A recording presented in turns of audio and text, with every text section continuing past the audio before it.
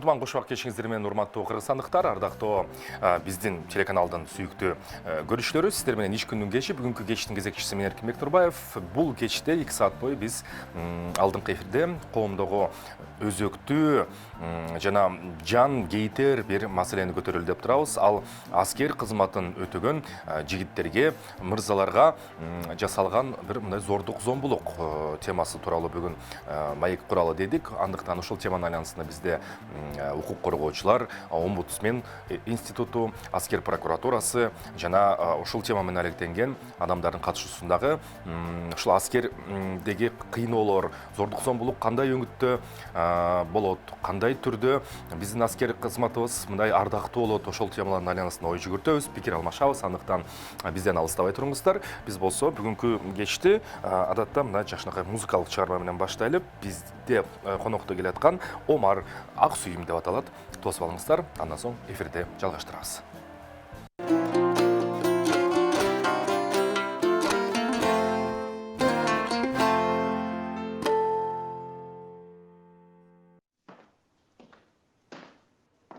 Чыңгыз, жакшы клип тартыш керек. Омар байке, ал проблема эмес. Жакшы клип тартыш үчүн TikToктун элементтерин колдонуш керек. Ал үчүн сиз ойгонушуңуз керек. Кандай? Ойгонушуңуз керек. TikTok.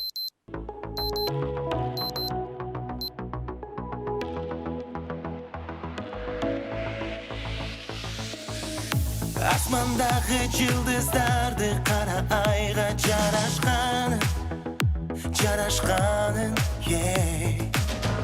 Алты миллион кыргыздын арасынан издеп тапканым,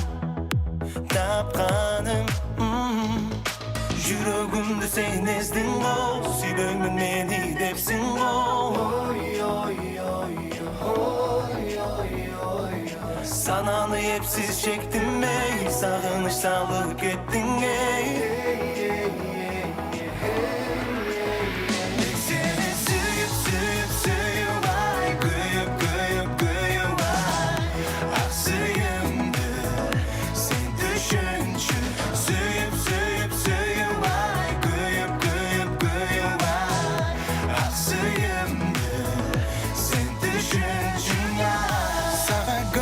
Кандай сезилет бүт дүйнө туштарабын байкагын, жан дүйнөмдү элеп алып неге мынча кызганамын. Жүрөгүмдү сен эздиң го, сүйбөймүн мени депсиң го.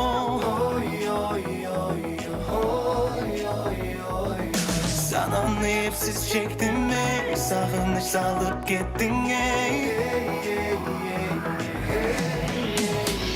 Сени сүйүп ай, күйүп ай, ак сүйүмдү сен түшүнчү. Сүйүп ай, күйүп ай, ак сүйүмдү сен түшүнчү. Бирге жүрдүк бир далай, ал күндөрүм жыргалай. Бирге жүрдүк бир далай, ал күндөрүм жыргалай. Сүйүп, күйүп, ак сүйүмдү сага арнадым. Мен сени сүйүп ай, күйүп ай, ак сүйүмдү сен түшүнчү. Сүйүп ай, күйүп ай, ак сүйүмдү сен түшүнчү. Сүйүп ай, күйүп ай, ак сүйүмдү сен түшүнчү. Кечтин кезекчиси Эркин Нурбаев.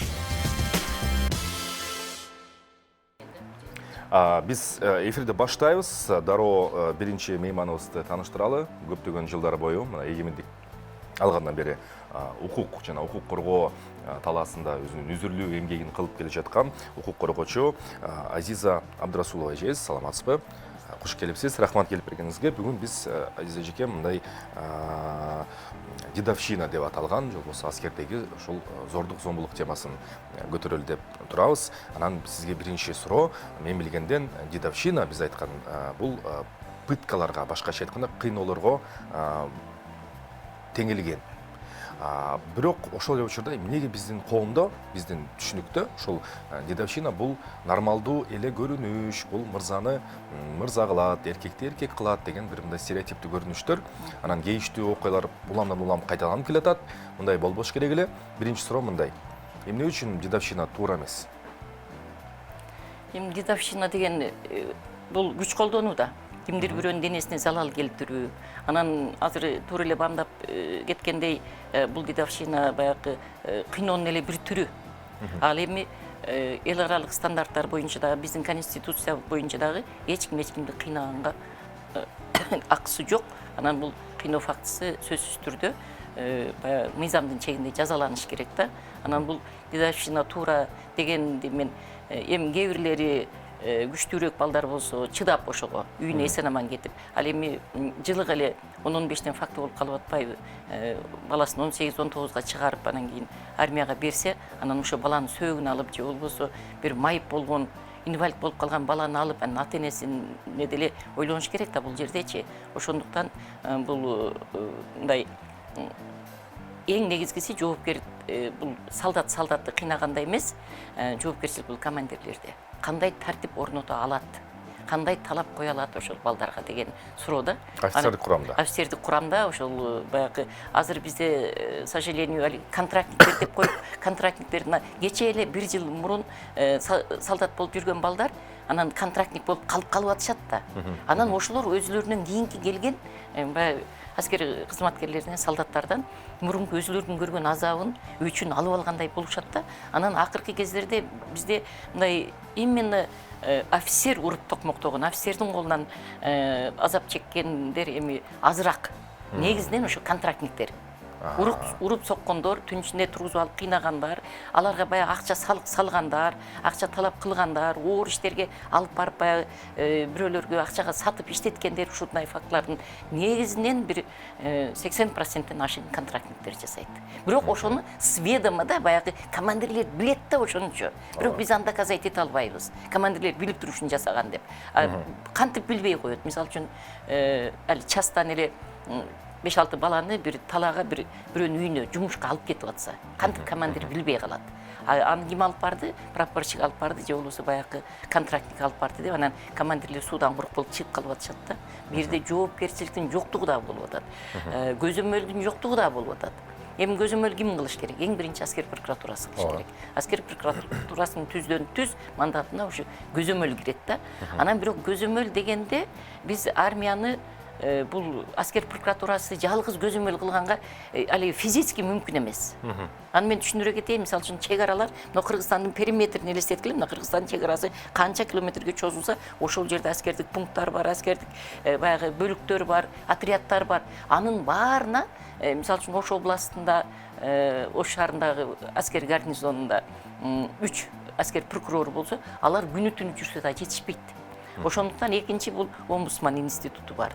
Аларда мандат бар. Каалаган убагында барса кирип чыкканга мүмкүнчүлүк бар. Бирок мындай биз алар менен чогуу иштеше келгенде тыйын маселесине барып такалып калат. Ошактарды кыдырып барып, түнөп, бир жерде баягы май куюп деген машина менен жүрүш керек. Анан ошолордун бардыгына тыйын маселесине барып такалат дагы. Мындай немелерге баягы каражат, бюджетке каражат жетишерлик бөлүнбөйт. Бөлүнбөйт, жетишпейт. Анан үчүнчү борбор бар, бул кыйноолордун алдын алуу борбору. Алардын дагы мандаты абдан жакшы, мүмкүнчүлүгү өтө жогору. Алар дагы али дем алышка карабай, майрам күнгө карабай, күн болобу, түн болобу барса, айырга киргенге укуктары бар. Анан аларда дагы биринчиден адам аз. Мисалы үчүн бир областта 1 же 2 эле кызматкер бар. Анан алардын мандатына бир гана аскер бөлүктөрүн кыдырып жүрүш эмес, баягы жабык жайлар кирет, түрмөлөр кирет.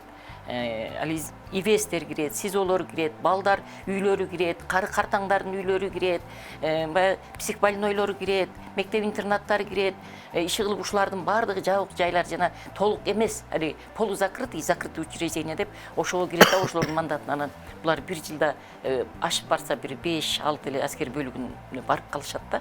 Анан ошондуктан анан бизде жарандык көзөмөлдү биз сунуш кылып келе жатабыз. Ошо ата-энелер, армияга балдарын берген ата-энелер өзлөрү ошолордо бир мындай мыйзамдуу мүмкүнчүлүк болушу керек да. Ошолор уюшуп, ата-энелери ошо кызмат кылган балдардын ата-энелери дейби, же болбосо кандайдыр бир туруктуу жарандык көзөмөл болобу. Ошондой уюм барбы же түзүлгөнгө эми мына неме деген бар, башталып атат иште. комитет солдатских матерей деген бар. Улкан Байгутиева башкарат, көп жылдан бери иштешет. Булардын дагы абдан жасаган көп иш чаралары бар. Баягы мен апам жапкан нанды сагындым дегендери бар. Барып жолугушуп турушат түздөн түз. Бирок бир немеси кемчилиги алар көз каранды. Бизге окшоп көз каранды эмес. Бул алиги неме Генштабтын дочерний организациясы, Генштаб менен ошол жерде түзүлгөн, ошолор аркылуу иш алып барат. Алардын мүмкүнчүлүгү мисалы үчүн бизден караганда жогору. Ошо алар каалаган убагында барса кире берет, а биз болсо омбусман аркылуу, борбор аркылуу жүрөбүз. Узакка чозулуп кетет. Баягыда кырсык болгон убакта комитет солдатских материалге жол ачык. Бирок али толук кандуу ошолорду адвокат менен камсыздап, ошолорду баягы ата-энесине консультацияларды берип, экспертизадан өткөзүп, ошол күнөөлөрдү издеп, тапканга мындай содействие кылып, анан күнөөлөрдү жоопко тарткызганга аракет жасаганын мен өтө слабый да ошол жагынан келгенде. А бирок мүмкүнчүлүктөрү жогору. Эгерде ошол мүмкүнчүлүктөрүнө кошо солдаттардын укугун түздөн түз коргогон милдетти дагы өзлөрүнө коюп алганда, бул комитет солдатских материй абдан жакшы иштейт болчу. Азиза эже, сиз мына укук коргоо талаасында өтө эле көп жыл болду жүргөнүңүзгө, мындай калың элге укук коргоочу деп таанымалсыз. Анан дал ушул аскер темасына, аскердеги кыйноо жана зордук зомбулук темасына кайрылып калууңуздун бирден бир себептери эмнеден болду? Бул ушунчалык эле тез көрүнүш болуп калды. Кийинки күндөрү биз мындай кулактын учунда алып калды да, адам баягы негативди угуп берсе көнүп деле калат экен ошол нерсегечи. Көнбөш керек буга. Албетте. Көнбөш керек. Эң биринчи баягы 2010-жылдардагы июнь окуяларында, апрель окуяларында баарыбызга эле аны жашырбай эле айтсак болот. Көбүнчө карапайым эл дагы мындай жабыр тартты. Ошол эле убакта милиция кызматкерлери, ошо армиядагы кызматкерлер дагы, айрыкча мына курсант балдар, ошолор дагы жабыркады. Июнь айында ошолор жүрүштү эки тараптын ортосунда да. Анан кийин биринчи мындай ачык эмес, бирок түздөн түз укуктарын коргоп баштаган ошо 2010-жылдагы жабыркаган милиция кызматкерлери менен жабыркаган аскер адамдардын укугун мындай юридикалык жагынан укук коргоочу катары ошондо биринчи баштаганбыз да. Анан акырын баягы неме кылганда 2011-2012-жылы өлүм көбөйүп кетти аскерде. Баягы суицид деген бизде ал немелер документтер бар. Анан 2013-жылы ошолор ата-энелер чыгып башташты бирден. Анан ошо армияда каза болгон солдаттардын энелердин кыймылы деген бир кыймыл түзгөнгө аракет кылдым. Ошо балдары каза болгон бир 15 аялдарды, энелерди чогултуп, ошолорду жетелеп жогорку кеңешке барып, ошолорду жетелеп, азыр омбусман Токон Мамытов ошол кезде правительстводо иштейт эле, вице болуп, как раз ошо силовой структураны неме кылат эле. Бул кишиге дагы барганбыз. Анан ар биринин себептерин, балдары кандай неме жагдайда каза болду дегендерин изилдеп баштасам, менин колуман жалгыз келбейт экен, адвокат керек экен. Адвокатты жалдаш үчүн кайра акча тыйын керек, барыңар билесиңер. Адвокаттар бекер иштебейт. Анан ошентип 2013-жылдан баштап анан ушул 7-8 каза болгон балдардын ата-энелерине анан биз адвокат бердик. Анан ошо адвокаттар киришкенден кийин военный прокуратура кандай жагдайда бул ишти жаап койду, эмне себептен акырына чыкпай атат бул, эмне себептен эч ким жоопко тартылбай атат деген. Ошондо 15 жаштагы мына Суворовский деп коебуз го. Дайыр Асанов атындагы училище, ушундан эме бир 15 жаштагы бала каза болду. Аны ата-энеси кийин биз аны далилдегенге аракет кылып чырылдап жүрүп 2,5 жыл далилдедик. Документальный далилдедик ал бала токмоктон каза болгонун. Бирок неме ал токмоктон тирүү болчу биз баштагандачы. Бирок оорукчалуу болуп анан кийин ал бала каза болуп калды. Каза болуп калып 2,5 жылдан кийин каза болуп калды. Анан атасы анан кийин мен чарчадым, токтотуп эле койгулачы деп сурандан ушул боюнча калып калды. Андай окуялар болот да. Мынакей могу жерде биздин немен кылым шамынын биринчи немеси докладыбызда бул 2014-жылы биз бүт 70 аскер бөлүгүн кыдырып чыкканбыз. Анда жөндөн жөн эле кыдырбастан генеральный штабтын өкүлү, чек ара кызматынын өкүлү, аскер прокуратурасынын өкүлү, омбудсмандан, кыйноолордун алдын алуу борборунан болуп ошондой бир аябай чоң группа бөлүнүп барып бир барганда 5тен кем эмес барып туруп аскер бөлүктөрүн изилдеп чыкканбыз. Аны изилдеш үчүн жөн эле бара бербестен биз атайын анкета иштеп чыгарганбыз. 4 анкета иштеп чыгарганбыз. Бирөөсү командир үчүн анкета, бирөөсү солдаттар үчүн анкета, бирөөсү баягы неме үчүн анкета, санчастагы врачтар үчүн. Анан 4-үнчүсү карта наблюдения деп ошол кандай шартта балдар кызмат өтүп атышат, тамагы кандай болуп атат, неме медицинага доступ барбы жокпу деген, жатаканасы кандай. Анан ошолорду изилдедик да. Изилдеп биз Ошко барганда бир күлкүлүү окуя болуп калды. Бизге аябай Оштун неме командир дивизиясы жаңы ремонттор жасашкан экен, крышалардан. Анан кийин ошо ремонт жасадык, үстүн жаптык, мындай кылдык деп айтып атат да. Сизге көрсөтүп атат. Анан кийин биз болсо карта наблюденияда мисалы үчүн туалеттин ичинде туалетный бумага барбы жокпу. Балдар жаткан комнатадагы лампочкалардын баары күйөбү, күйбөйбү? Үтүк иштейби, иштебейби? Телевизор иштейби, иштебейби? Библиотека барбы жокпу? Салуу бөлмөсү, мисалы үчүн даже ошо биз намазкана барбы жокпу дегенге чейин неме кылып атты. Алардын кол жууганда мисалы үчүн ошол жерде канча солдат служба кылат, канча ал точка бар. Ошону жууганда булар али 45 секундданын ичинде жетишип калабы, калбайбы дегенде. Ошо туалетте канча очко бар, ошо баняда канча тазик бар. Ушуларды биз бүт анкетага түшүргөнбүз да. Анан кийин алиги мен туалетный бумага жок экен деп белгилеп атсам, анан Азизе деп эле таң калды да. Мен сизге дейт баятан бери канча мээнет кылып крышаларды жаап, кандай неме кылганыбызды айтып атсам, туалетный бумаганы текшерип жүрөсүңөр дейт. Анан мен айттым, сиз үйүңүздө туалетке барасызбы? Ооба. Кантип барасыз? Бул солдаттар кантип барыш керек? Десем, аябай ойлонуп, анан кийин нары өзүнүн бир замына бирөө кыйкырды.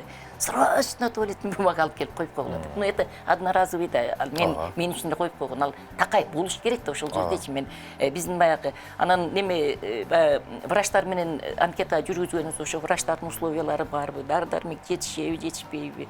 Алар кандай неме журналдарын карап чыгып, али характер эмне болуп кайрылган. Анан кийин баардык эле жерде эле тиш ооруп эле дей беришет экен да. Анан көбүнчө солдаттар баягы неме варикоз деп коет экен. Ал жер тээп неме кылганда ошо варикоздор чыгып кетет экен, грыжалар чыгып кетет экен. Ошолордун баарынан эле тиш ооруп келди деп жаза беришет экен да.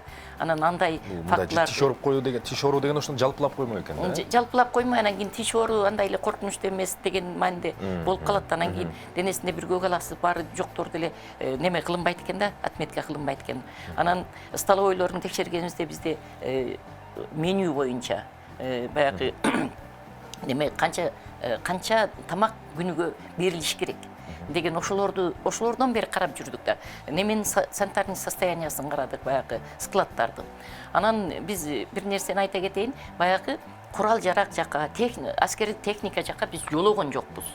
Ал деген эми биз түшүнөбүз, ал жабык нерсе, бирок бул деген секретный, ага биздин неме кызыкчылыгыбыз дагы жок. Бирок кандай шартта бала кызмат өтүп атат, биз ошого кызыгып аттык да. Анан кийин командирлердин дагы бир жакшы ошол жылы жумуш бүтүрдүк. Командир ошо личный составын, бир эле солдаттар эмес, личный составында кимисинин канча баласы бар деген, квартирага ким муктаж, мектепке ким муктаж, детсадка бирөө муктажбы, баягы сержанттардын ичинен, контрактниктердин, тиги офицерлердин ичинен де айлыктары жетишерликпи, путевкаларды алып турушабы деген ушундай дагы анкеталарды иштеп чыгардык да. Анан баягы солдаттардын немеси анкетасы өзүнчө кызык болду. Аны неме конфиденциальный, анын аты жөнүн жаздырбастан неме кылдык. Ошондо өтө көп нерселер чыкты. тогот эрежелерин айтайын. Бизде 90%-тен ашык кыргыз улутунда балдар служба кылат экен да. Ооба. Анан бизде эми түрдүү улуттар бар да, анан эмне себептен башка улуттагылар мындай неме кыла албайт? Бул биринчиси. Экинчиси 96-97% карапайымдардын, же болбосо ошол карапайымдардын ичине биз мугалим, врачтарды да киргиздик. Ошондой эле анан кийин көбүнүн толук эмес үй бүлөдөн, же болбосо ата энеси жок томолой жетимдер бар экен арасында. Анан эсимде бар, могу неме жакта түптө бири войскада болсок, вообще тамга тааныбаган, вообще мектепке барбаган бала барган экен да. Андайларды эме кылдык, оорукчан балдарды, ооруп жаткандарды көрдүк. Токмок жегендерди ошол жерден выявить этип аттык. Анан 2014-жылы ошону бүтүрүп, анан буга айтып атпадым, биз аябай көп тараптуу катышкан да. Анан кийин баардыгыбыз чогулуп, могу отчет бул кылым шамынын биз эми баягы акча тыйын эле тартып таап келип эле мындай баягы менеджерле болуп бербесек, а иш болсо ошо ген прокуратура, аскер адамдары, бүт бар аскер прокуратурасы, омбудсман тарабынан чогуу иштеген ушу биздин биринчи отчет болду. Буга өтө чоң көңүл бөлүндү. Андан кийин Азизчик, биз калган кийинки отчетуңузду азыр жанамалык блоктон кийин көрөлү. Себеп дегенде иш абдан зор иш жасалды. Мен түшүнүп турам. Андан кийин биз мына сиз жана суицид маселесин, эмнеге балдарды психиатриялык ооруларга көп кептеп коет, ал психиатриялык ооруга жаткырылган баланын кийинки тагдыры кандай болот деген дагы көйгөйлүү маселелер бар. Ошондуктан кийин бир аздан кийин сиз менен талкуулайлы. Эсиңизге салып өтсөм, бүгүнкү кечибиздин темасы аскер кызматын өтөөдөгү кыргыз мамлекетиндеги мына ошо жигиттерибиздин, өзгөчө жигиттерибиздин сак саламаттыгы, аларга карата жасалган зомбулук жана алардын укугу канчалык корголууда. Азыр бизде жарнамалык блок. Эсиңизге салып өтсөм, биздин көрсөтүүбүздүн баш өнөктөшү Имарат Прогресс курулуш компаниясы.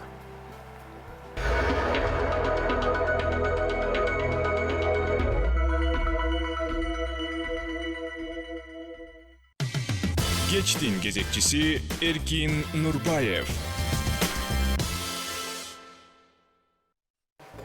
Биз студия мына Азиза эжекебиз менен кайрадан эле мына аскердик кызматтагы болуп жаткан үрөй учурган, зең кейиткен учурлар, бул аскерлерибиздин сабалып калышы, жигиттердин алардын псих ооруканаларына жаткырылып калышы, дени сак болуп чыкпай калышы армиядан. Анан ошол теманын айланасында бизде бир канча слайддар дагы, ал слайдда ушул бир бөлүгү гана, бир кичинекей бөлүгү биздин ушул аскер мырзаларыбыз, жигиттерибиздин айрымдарын Азиза өз башыңыздан өткөргөнсүз. Келиңиз анда эмесе ошол экранга сиз менен кошо көрүп, Кыргыз Республикасынын курал күчтөрүнүн мекемелеринин арасындагы аскер кызматтарынын ошол болгон өлүмү боюнча жана Абдыразак уулу Нурдөлөк, мен азыр айтпадым, баягы Дайыр Асанов немедеги 14 жашында токмок жеп каза болуп калган. Мына Нурланбек уулу Чыңгыз болсо, бул 20 жашында неме баягы чек ара бөлүгүндө жүрүп каза болгон бул дагы. Могу Сапар уулу Темирлан аябай бир таң калыштуу жагдайда каза болгон. Бул алиги КСИН системасында Петровкада вышка деп коет го. Ошо вышкада өзүн атып алды деп айтылганда, анан биз ушуну изилдегенибизде баягы ок баланын денесинен да чыккан эмес, же ок баягы вышканы тешип кеткен, тешиги да табылган эмес да. Анан кийин бул дагы өзүнчө бир неме биз үчүн неме болуп калды да. Табышмак боюнча калды. Но Эркинбек уулу Эрлан деген бул үйүнө суранып барып, тууганын үйүндө туалеттин астына алган. Бирок бул баланын апасына бүгүнкү күнгө чейин ыйлап жүрөт. Бул баланын бир блокноту калган. Ал блокнотто бул баланын алиги немеден алган карыздары бар экен да. Магазинден алат экен. А көрсө түн ичинде ошол эле алиги чоңдору барып түн ичинде бар тиги водка алып кел, сигарет алып кел, пиво алар алып кел деп айткан, тууп кел дейт экен. Анан булар барып жаздырып, а командирдин немеси неме экен да. Ошол жерде баягы аялы дүкөнчү экен. Анан ошондон неме кыл деп. А бирок баарынан кызыгы ошол блокнотту аскер прокуратурасы алып кайтарып бербей койду да. Байсал уулу Арзыбек. Бул Байсал уулу Арзыбек немеде жаңы жерде кызмат өтүп атып каза болду. Бул дагы суицид деп коюшту, эч нерсе кыла албадык, аракет кылдык бул бала боюнча дагы.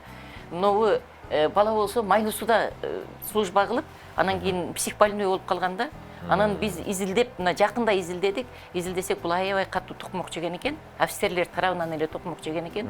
Бирок муну мындай неме кылышкан эмес да. Же пособие эч нерсе неме кылган эмес. Анан эми биздин колубуздан келгенибиз 60 000 сом компенсация чыгартып бердик, анан пенсия чыгарып бердик. А могу жигиттер муну аябай ызычуу болгон могу Ала Тоо гарнизонунда, полигонунда, то есть Ала Тоо полигонунда буларды бирөөлөргө алып барып иштетип, анан ур токмок алып буттардын алдына атылган балдар, булардын иши акырына чыкты, тиги буларды уруп сабагандар күнөөлүү деп табылып, бүгүн соттун чечими бар булар боюнча. Муну эми бул бала жөнүндө деле айтып жүрөбүз. Руслан бул Майлуу сууда служба өтүп атып, токкооруну эки колунан ажыраган. Мына 2 жылдан ашып калды, 2,5 жыл болду. Августта 2 жыл болду. Анан эми жардам беришти, жардам бербейт эмес. Генштаб тарабынан акча жыйнап жардам берди, бирок ал жардамдарды убактылуу экен да. Мына азыр эми апасы иштебей бул баланы ухаживать этип отурат. Же протез салып беришпейт. Мына Верховный сотко чейин барып, ошо болгон 930 миң ушундай эле акча. Эми ал мунун жашаганына жетеби, протезине жетеби деген бул баланын тагдыры мындай эле калып калды. Эми бул нарын дайрасына чөгүп кеткен бала, буга компенсация төлөп беришти.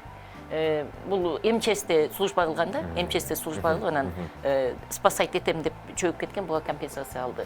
Мына Кубан деген бала бул немеде служба кылган, тиги Таластын погранотрядында. Көзүнө автомат менен токмок жеп, неме бир көзү көрбөй калды бул баланын дагы. Азыр немеде. Талдыбеков Кубан бул жетим бала. Анан детдомдо чоңоюп, болбой мен немеге армияга барам деп барып, анан Ошто отрядда, дивизияда абдан жакшы служба кылып, анан могу немедеги Скорпион бар, Токмоктогу. Ошого жөнөткөндө анан кийин муну алиги мурунку контрактниктер аябай уруп токмоктошуп акчаларын алып, ошондой болуп бул бала да бизге кайрылган, жардам бергенбиз. Бул бала азыр Бексултан Алдыбек уулу.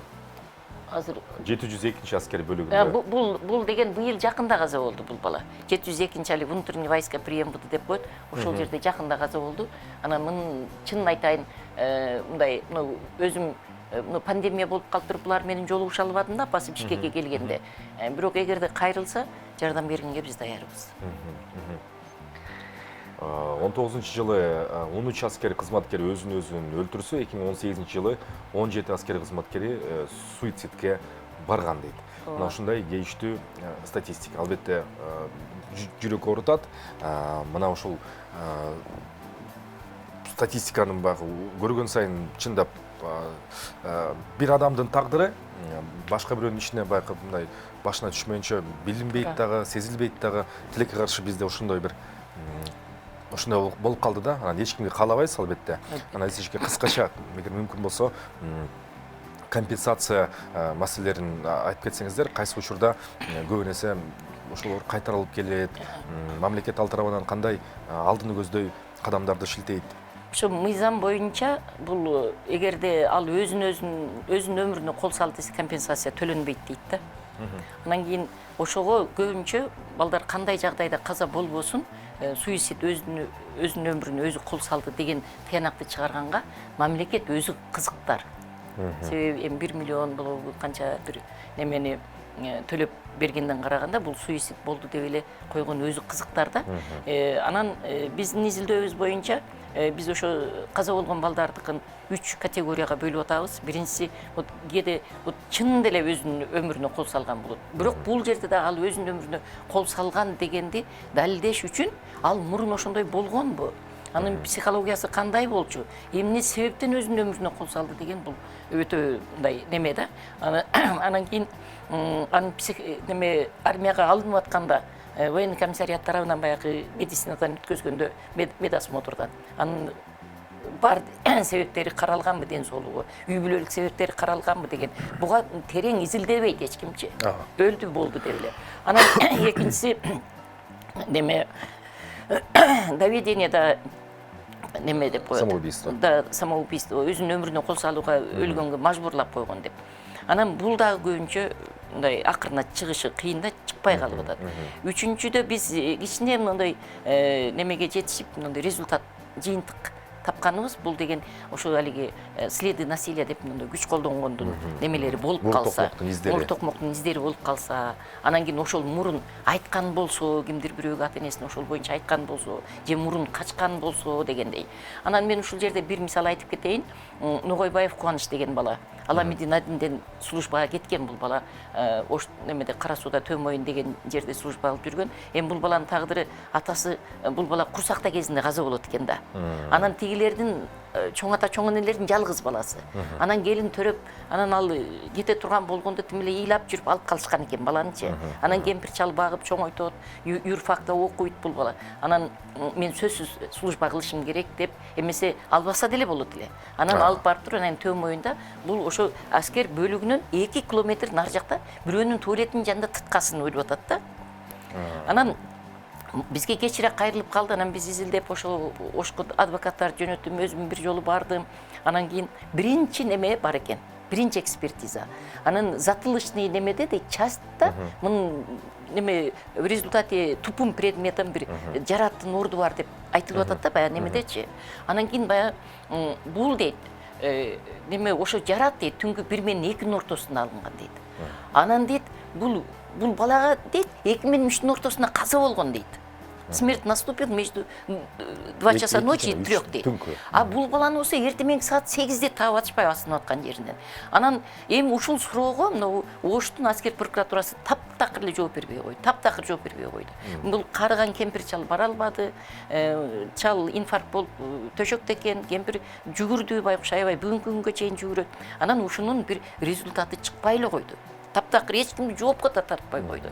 Кылмыш иши состава преступления нету деп туруп эле кылмыш иш жабылып бир даже кылмыш ишти ачканга биз жетишпедик да. Анан эмнеге айтып атам муну? Бая компенсация маселесине. Чал кемпир жалгыз баласынан калган жалгыз уулун небересинен айрылды да. Эми булардын барып акыбалын сурап, ай силер ушу кемпир чал калдыңар 80-90го чыккандар.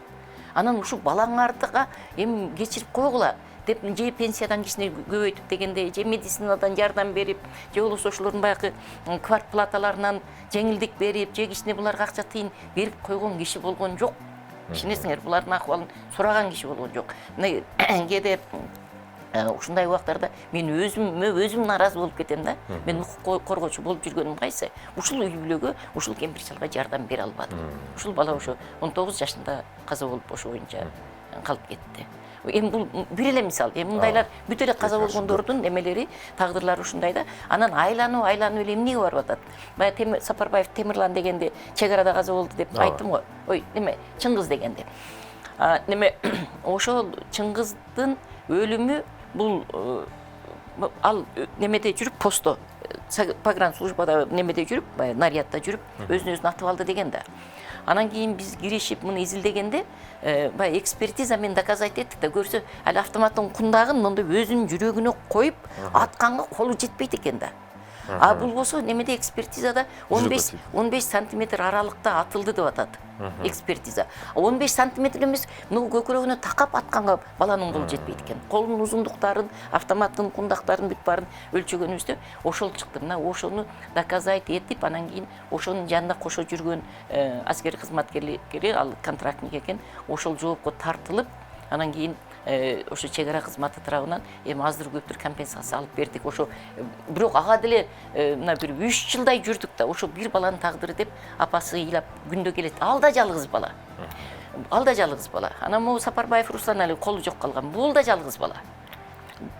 Анан кийин ушундай жалгыз балдарды армияга алганда дагы мындай жоопкерчилик эми албасын дебейм, алар да служба кылгысы келет экен да. Барсын, служба кылсын, бирок командирлер тарабынан жоопкерчилик болуш керек да. Аскер прокуратурасы ушундай ар бир өлүмдү терең изилдеш керек да. Терең изилдеш керек. Мына ушул Сапарбаев баягы токко кирип кетип атпайбы? Не деп кой, немеге? Трансформаторго. Ошол жерден жез алам деп. А көрсө, бир күн мурун ошо бир эле контрактник жигит, булар 21 бала служба кылат экен. Ар бирине 500 сомдон салык салган экен. Эртемен таң атканча 10 000 сом төлөп бересиңер деп. Анан алар акча алгандын оңой жолун билип алыштыр да. Акчаны баягыда колу менен берип неме кылбай эле, баягы 50 сом кошелек деп коебу, бир нерсеси болот экен, ошого эдин сагыл эле салып коюшат экен. Алар алып алат экен. Анан ошо түнү менен бир 10 чакты бала салдыртыптыр ага.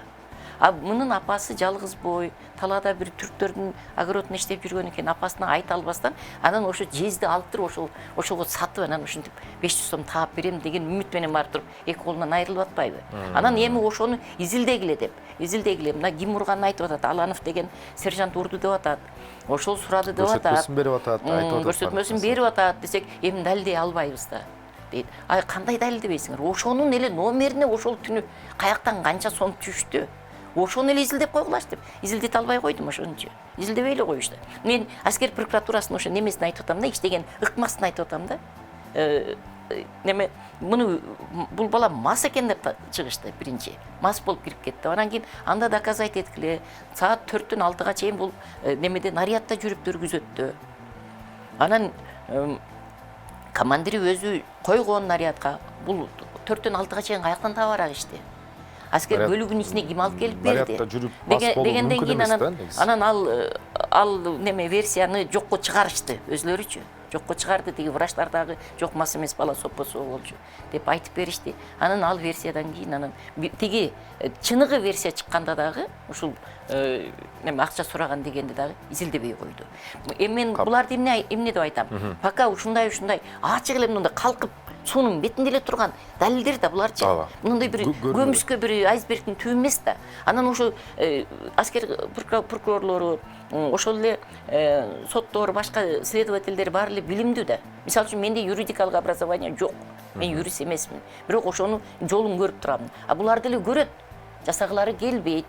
Анан пока ошентип күнөөлөр жоопко тартылбай жүрө берсе, ушундай кырсыктар терең изилденбесе, анан кийин булар ошо командирди, офицерлерди анын үстүндөгүлөр коргой беришпесе, бул улана берет, бул биринчиси. Экинчиси, качан гана мамлекет менен ошо армияга чакырылган солдаттын ортосунда, мамлекет менен ата-энелердин ортосунда бул мыйзамдын чегинде келишим болуш керек. Келишим түзүш керек. Эгерде страховка деген болуш керек сөзсүз. Страховка бар азыр, бирок андай чоң эмес. И то ал страховканы дагы эгерде өзүнө атайын зыян келтиргени билинип калса төлөнбөйт, мындай деп аны деле эптеп ушундай эле страховка да, ат эле страховка. Чынында это анык страховка болуш керек.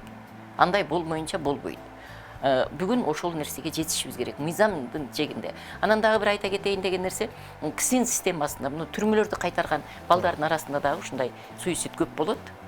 Дээрлик бир 40% ошол жерде болот. Анан мен муну Алмазбек Атамбаев менен жолугушканда дагы, Сооронбай Жээнбеков менен жолугушканда дагы айткан элем, эми Садыр Нуркожоевич менен жолугушуп калсам же мындай бир мүмкүнчүлүгүм болуп калса айтам, түрмөлөрдү солдаттарга кайтартпаш керек. 18 жаштагы баланын психологиясы ага чыдабайт.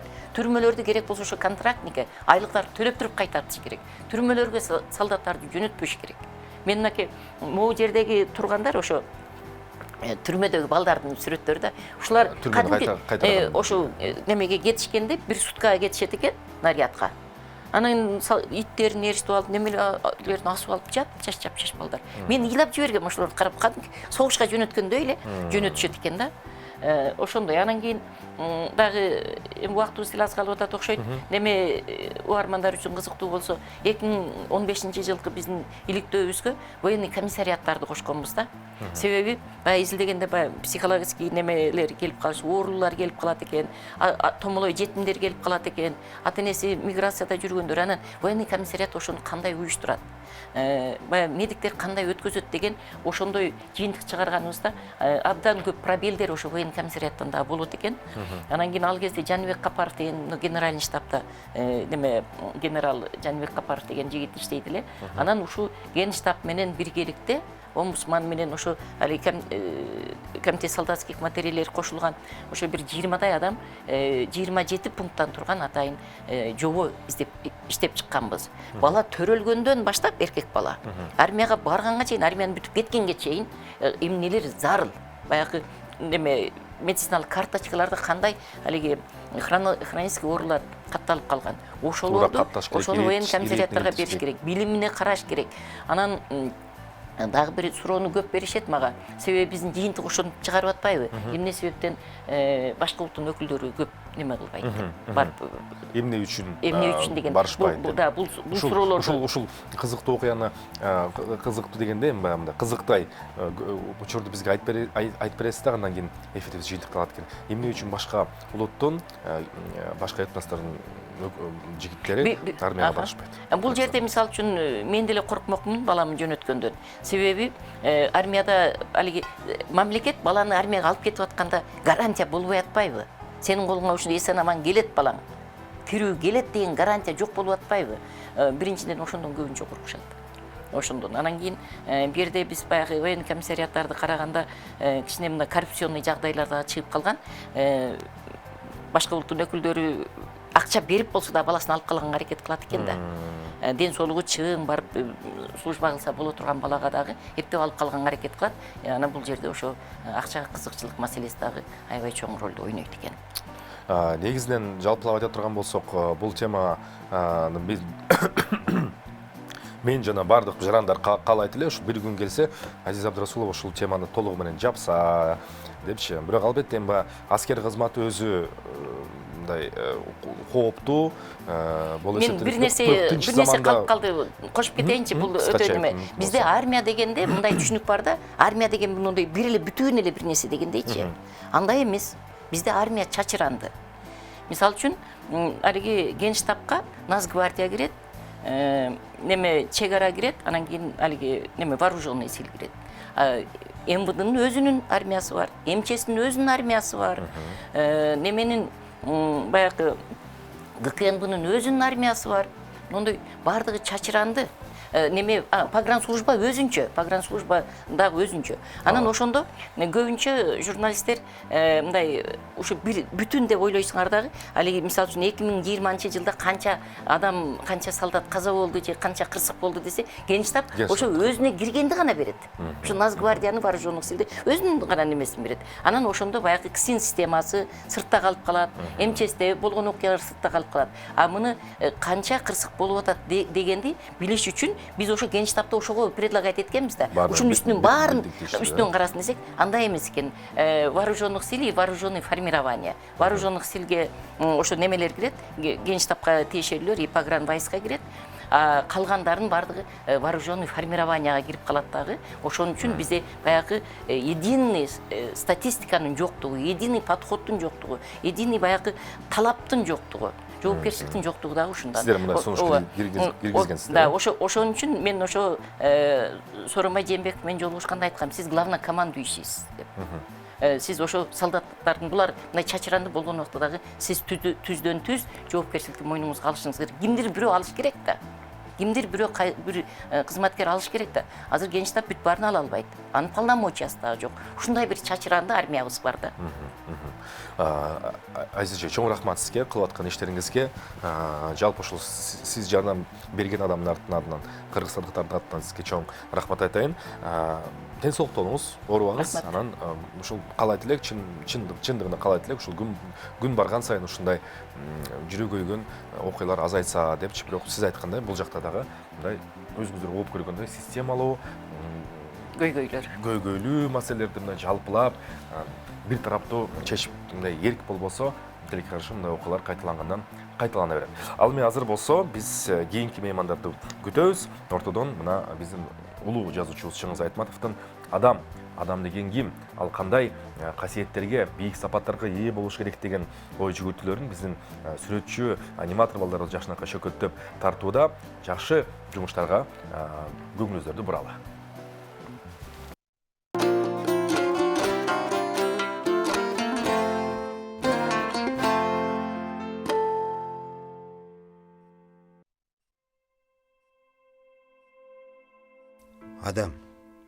Адам болуу деген эмне? Бул суроого көп эле адамдар жооп издеп келишет. Бирок толук аягына чейин эч ким жооп бере элек. Чыңгыз Айтматовдун бул суроого өз жообу бар. Ал үчүн адамгерчиликте адамдын жан дүйнөсүнүн асылдыгы жатат. Адамгерчилик эч бир тоскоолдуктарга карабай жашоого жана чогуу кайгырууга жөндөмдүү келет. Ушундай сапаттары менен адам керемет. Ошон үчүн ал эч качан жеңилбейт. Айтматов өз чыгармаларында адамдын канчалык тереңдикке төмөн түшүп кетерин жана канчалык бийиктикке чыгаарын көрсөтөт. Адамдын пасттыгынын тереңдиги анын образдарында чоң чеберчилик менен берилген. Жаратылыш энеге болгон кыянатчылык керек болсо аны түп тамырынан бери жок кылуу. Биз, адамдар, жер эненин баласы болуп туруп, кылганыбыз бул. Жаратылышты өлтүргөнүбүз, бул өзүбүздү өлтүргөнүбүз, өз тамырыбызды кыйганыбыз. Ал бизге, биздин элибиздин алысты көрө албастыгы, биздин караңгы жактарыбызды айтып берет. Биздин эң башкы коркунучтуу мүнөзүбүз, Айтматовдун айтуусунда, бул көрө албастык. Ал адамдарда жашап, биздин элибизди ичинен жеп жатат. Мына ушулардын баарын ал өзүнүн чыгармаларында көргөзүп, бизди толгонууга, кайгырууга жана ал жөнүндө ойлонууга түрткү берет. Бирок андан кемеси ушу менен бүтүп калбайт. Айтматов адамды жана анын жашоосун анын баардык кемчиликтери менен сүйгөн. Ал адам баарынан күчтүү болот деп ишенген. Ошондуктан ал биздин каталыктарыбызды көрсөтпөстөн күчтүү жана асыл адамдын өрнөктөрүн көргөзөт. Ал согуш маалында да эч кандай тоскоолдуктарга, кыйынчылыктарга карабай сүйүү оту жалындап күйөрүн, сүйүүгө жолтоо жок экенин даңазалаган. Жаштыктын жашоону кантип алдыга жылдырган күчүн көргөзгөн. Акырында ал бизге жупуну нерседеги кооздукту, күнүмдүк турмуштагы бакытты көрсөттү. Айтматов өзүнүн чыгармаларында көпчүлүк учурда турмуштун алдында адамдын алсыздыгын көргөзөт. Мына ушул адамдын кайгысы, муңу окурмандын жан дүйнөсүнүн тереңине чейин жете алат. Ошондуктан андан ары улам окуу, улам барган сайын кыйын болуп, татаалдап жүрүп отурат. Айтматов андан ары эмне себептен адам сулуу жана жеңилбес болоорун, чоң кайгы менен жоготуу учурунда да ал адамдык сапатын сактап калып, жашоодон баш тартпоосу тууралуу айтып жатат.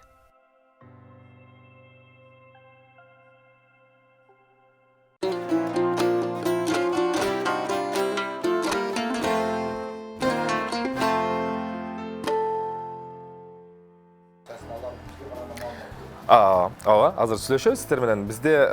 Биз бүгүнкү теманы аскер кызмат өтөө жана аскер кызматын өтөөдөгү бүгүнкү системанын чабалдыгы.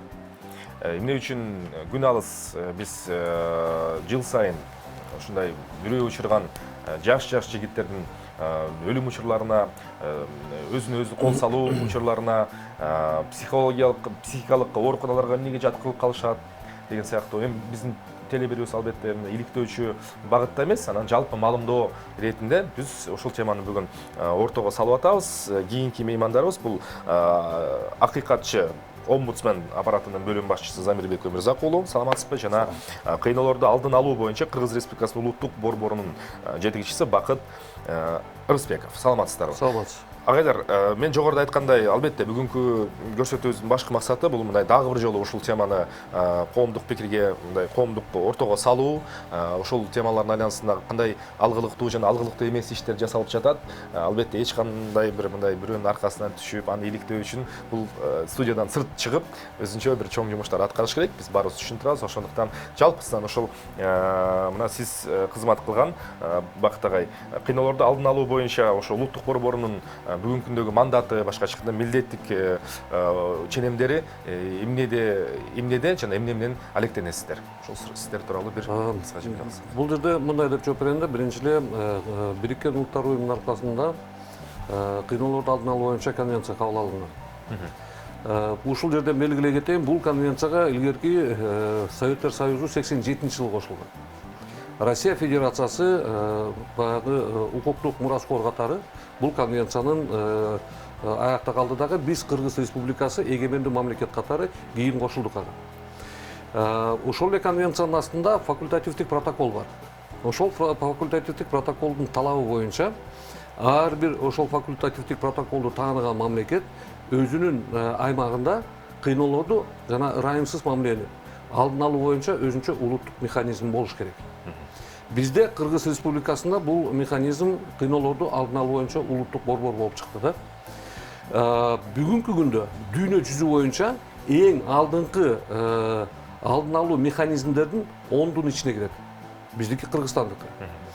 Эми мандат боюнча биздин алдыбызга ошол эле жанагы айтылган конвенцияда, факультативдик протоколдо негизги бир максатты гана койгон да. Бул ошол жабык жайларды, жарым-жартылай жабык жайларга эскертүүсүздөн күнү болобу, түнү болобу, күндүн кайсыл учуру болбосун барып кирип текшерип карап чыгуу.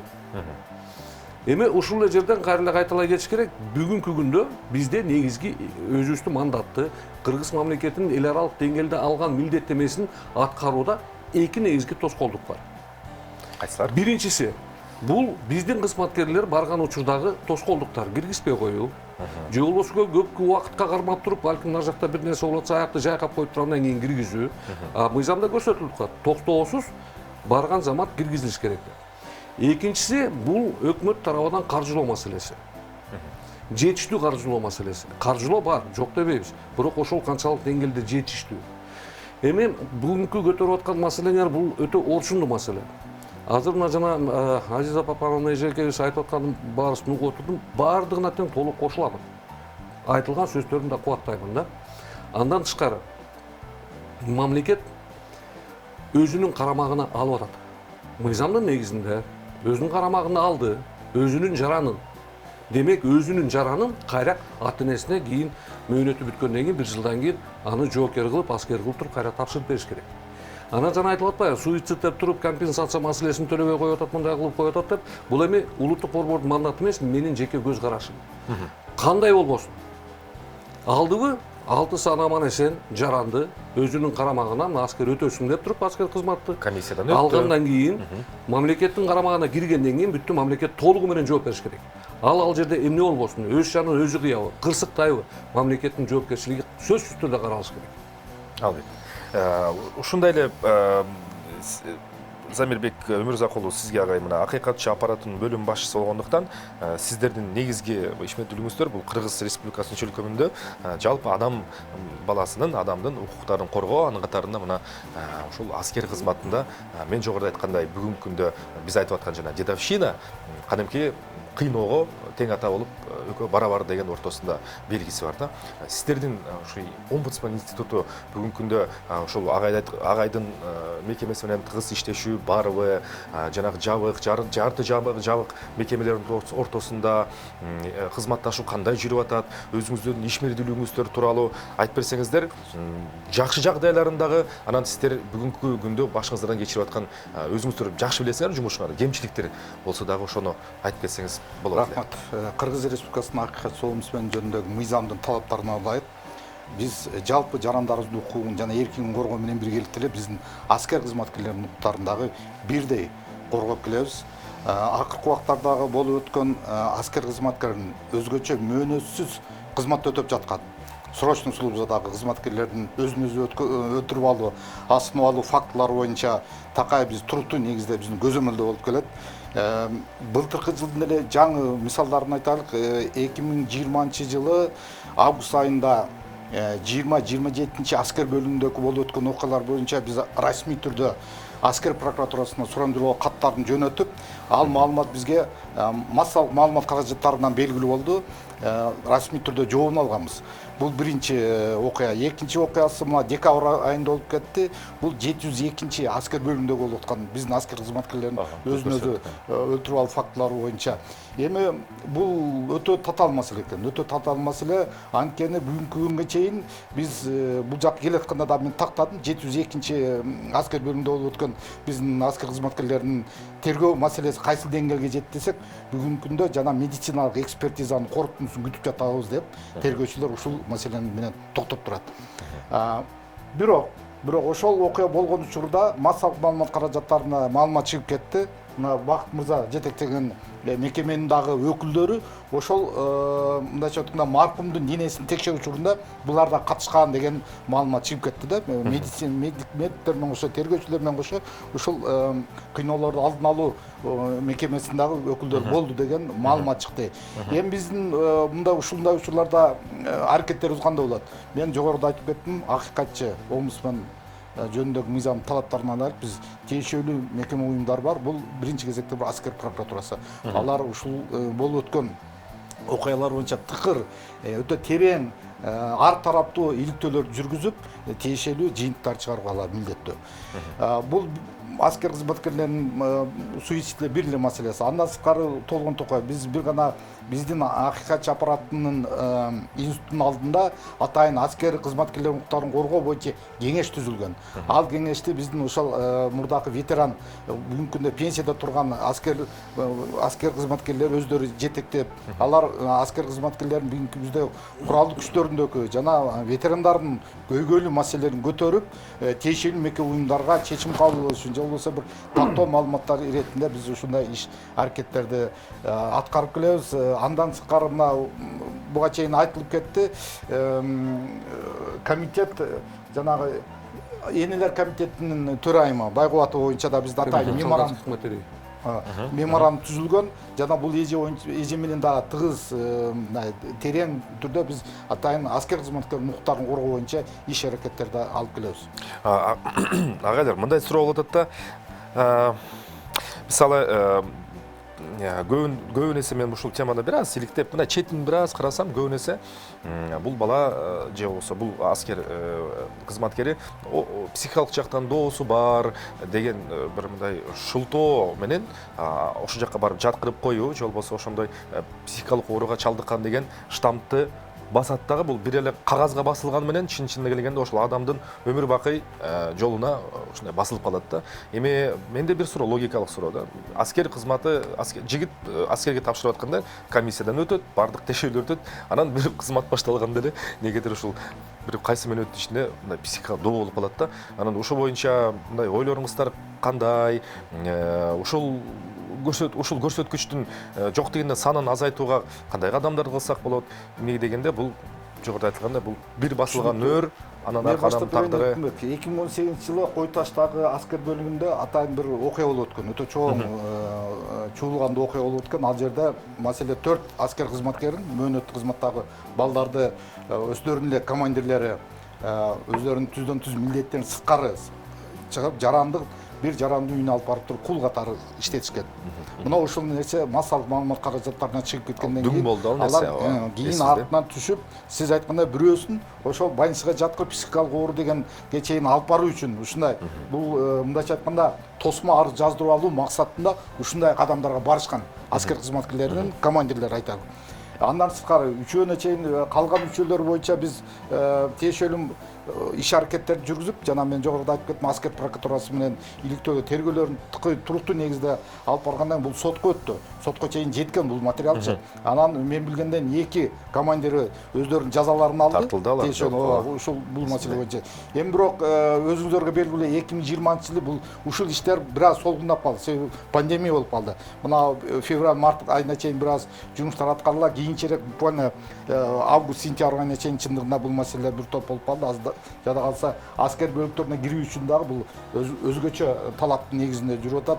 Ага карабастан 2020-жылдын декабрь айында бизде атайын адам укуктарынын 1 айлыгы жарыяланган. Ошонун негизинде биз Бишкек гарнизонунун гауптвахтасы бар. Ошого мен мына жеке өзүм жанагы биздин коомдук кеңештин төрагасы менен чогуу биргеликте мониторинг жүргүзүп келдик. Андан кийин бизде өтө кызыктуу дисбат да бар.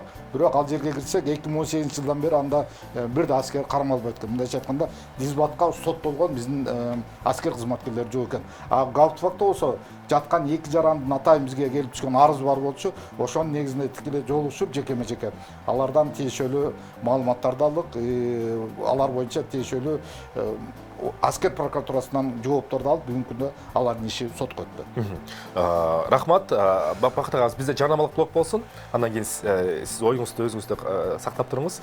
Имарат Прогресс курулуш компаниясы көрсөтүүбүздүн башкы темирчүсү жана өктөшү жарнамалык блок. Андан кийин биз ушул көйгөйлүү маселенин айланасында пикир алмашууну улантабыз.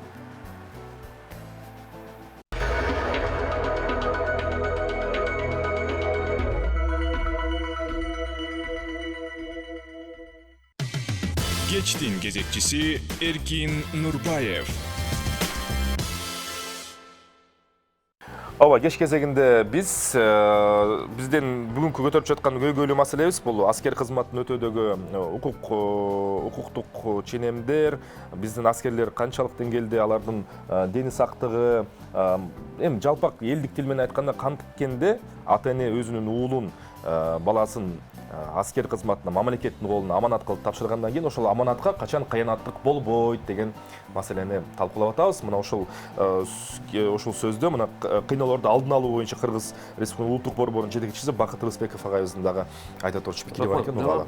Сиздин сурооңуз мындай болду, бир жабыркап калгандан кийин психикалык оорукадан жабыркаган деп туруп диагнозду коюп андан кийин анан жоопкерчиликтен качат дегендейчи.